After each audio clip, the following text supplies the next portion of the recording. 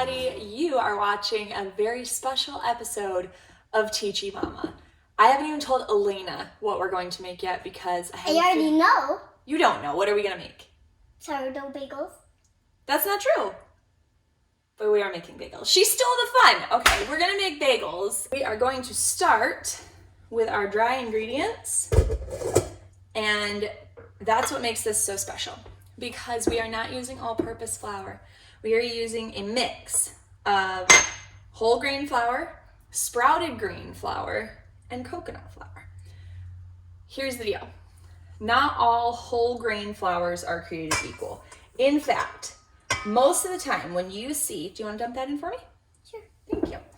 When you see a whole wheat flour from the store, it's no different than your regular all-purpose flour. When you buy whole wheat flour from the store, it's the same as all-purpose flour. The only difference is that it hasn't been bleached. So you're still not getting any of the nutrients, and your body still doesn't see it any differently as it sees sugar.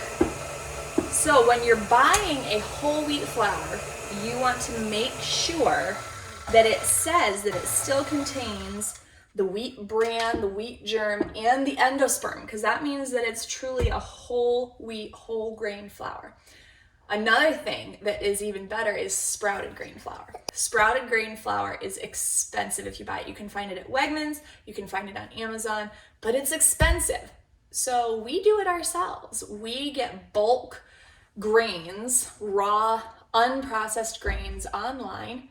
We sprout them, and then we dry them, and then we have a little attachment that goes right on the mixer, and it mills it up into a flour, and it makes it so that you can basically use recipes that call for regular flour, but you're using sprouted grain flour, which your body sees as a plant, because that's what it was. You literally took it from a dormant phase of a grain, turned it into a plant, stopped the growth, and then ground it up into a flour. We're gonna use some plain, full-fat Greek yogurt. You wanna make sure that you don't get the flavored stuff because it is loaded with sugar. Our measurements, if you want the exact recipe, you can go on our website, which will be in a link underneath this video. So we used a combination of 3 cups of sprouted grain and whole wheat flour. And then we used 1/3 cup of coconut flour. And then 2 tablespoons of baking powder with about a teaspoon of salt. Now we are putting in anywhere from 3 to 3.5 cups of this yogurt. Now this you might have to play around with a little bit depending on the exact flour that you're using, the humidity in your house. So we're gonna start with about 3¼ cups and see where that gets us.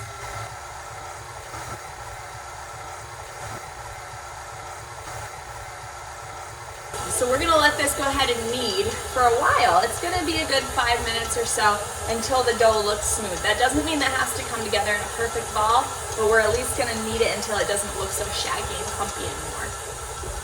All right, our dough is coming together nicely. You can see it's still not quite in that big dough ball that you think of when you think of bread. It's actually a little bit thicker than that, but it's starting to look like a ball. It is starting to come together like a ball, but you can see it's still kind of chunky, and that's fine. We're gonna turn this off, and Elena, I am going to start forming this into our bagels. Okay. Would you please start to mix up our egg wash? Yeah. So just poke the yolks and really lightly mix it all together. All right, Elena has our egg wash going. I have the oven preset to 375 degrees. Now, all I'm doing is I'm taking balls of this dough, and it's a little bit tacky, but not so much that it's really sticking to my fingers and I'm having trouble with it. So now that our dough is done, I am just grabbing chunks that are probably about 1/2 cup worth of dough, and I'm just forming them into a circle. Elena did a really good job mixing our egg wash. All that was is 2 eggs and a couple tablespoons of water and a little sprinkle bit of salt. It's just gonna give our bagels that nice little crust that you think of on a bagel. And what's nice about these is that when you are being careful with processed sugar and processed flour, you really don't have many breakfast options because you can't eat many cereals. You're certainly not gonna be eating Pop-Tarts. You're usually not even gonna have toast. So anything like this that you can just pop in the oven and toast up quickly and they're ready to go is a great thing to have on hand. So I just made this into a nice smooth ball. I'm gonna smush it down a little bit, and then I'm gonna poke my fingers through the center and just kind of work my way around to give it a nice bagel shape. And that's all there is to it.